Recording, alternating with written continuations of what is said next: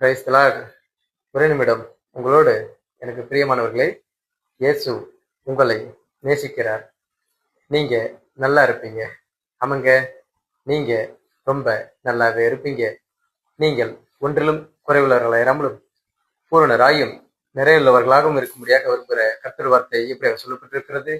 யோசுவா 1:5 நீ உயிரோடு இருக்கும் நாளெல்லாம் ஒருவனும் உனக்கு முன்பதாக எதிர்த்திருப்பதில்லை.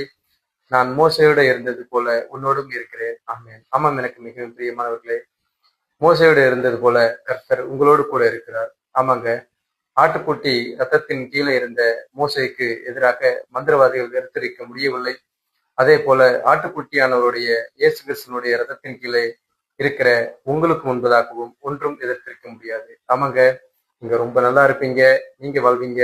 ஆமென்.